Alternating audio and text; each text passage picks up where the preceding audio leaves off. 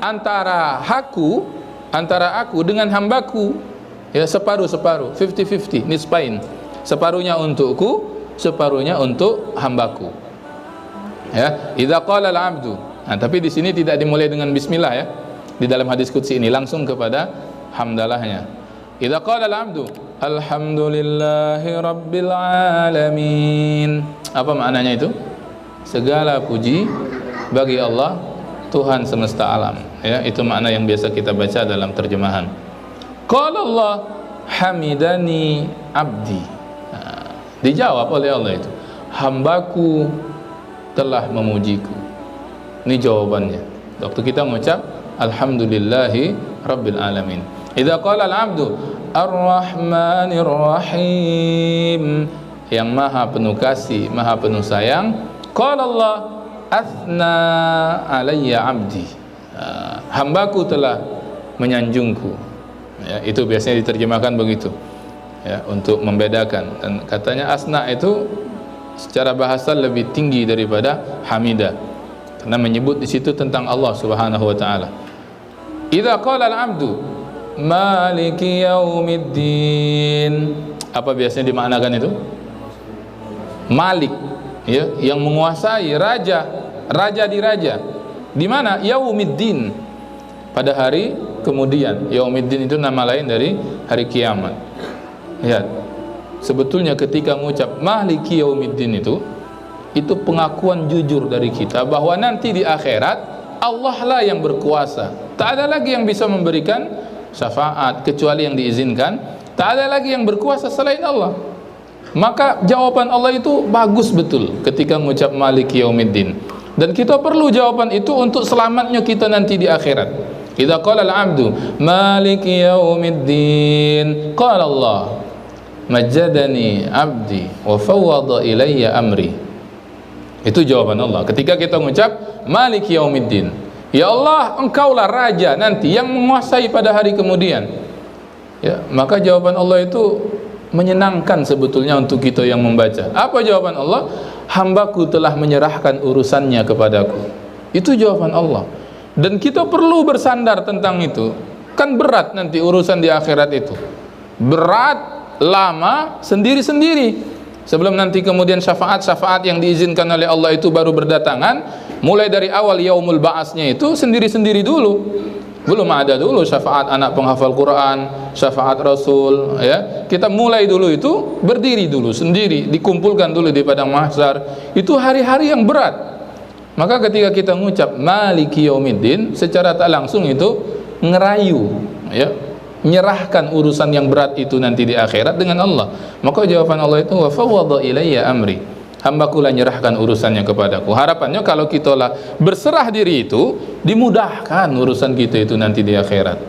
Kan begitu jawabannya.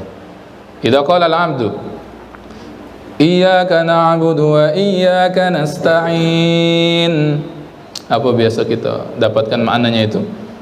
Ya Allah, hanya kepadamu kami menyembah dan hanya kepadamu kami memohon pertolongan. Qala Allahu hadza baini wa baina abdi wa li abdi ma su'ila.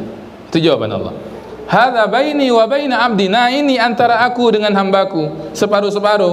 Wa li abdi ma su'ila, dan untuk hambaku apa yang dia pinta. Mana yang untuk Allah? Hak Allah untuk diibadahi. Iyyaka na'bud. Mana hak kita manusia yang separuh untuk kita? Haknya kita untuk dapat pertolongan Allah. Nah, ya, separuh-separuh ini jadi. Kalau dulu guru kami nyebut ini antara hak dan kewajiban, ya, ada galau. Jadi dengan Allah kewajiban kita nyembah, hak kita nerima pertolongan dari Allah Subhanahu wa taala.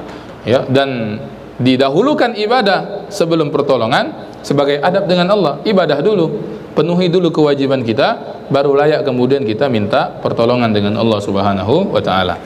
Idza qala al-'abdu ihdinas siratal mustaqim siratal ladzina an'amta 'alaihim ghairil maghdubi 'alaihim waladdallin. Di hadis qudsi itu digabung ayat 6 7-nya itu, ya, bersambung dia. Itu kan doa. Ya Allah, tunjukkan kami jalan yang lurus, jalan orang-orang yang Engkau beri nikmat. Siapa itu? Minan nabiyyin was-siddiqin wasyuhada was-salihin di surah An-Nisa. Ya, may yuti'illaha war rasul fa ulaika ma'al ladzina an'ama Allahu 'alaihim. Jadi yang diberi nikmat itu para nabi, para siddiqin, para syuhada, dan paling tidak yang bisa kita masuk itu orang-orang soleh. Ya, itu yang diberi nikmat oleh Allah. Ghairil maghdubi alaihim, bukan ya Allah jalan orang yang engkau marah, yang murkai, waladdallin, bukan juga jalan orang-orang yang sesat. Ya, kadang-kadang di situ dikurungi Yahudi dengan Nasrani, kadang-kadang begitu.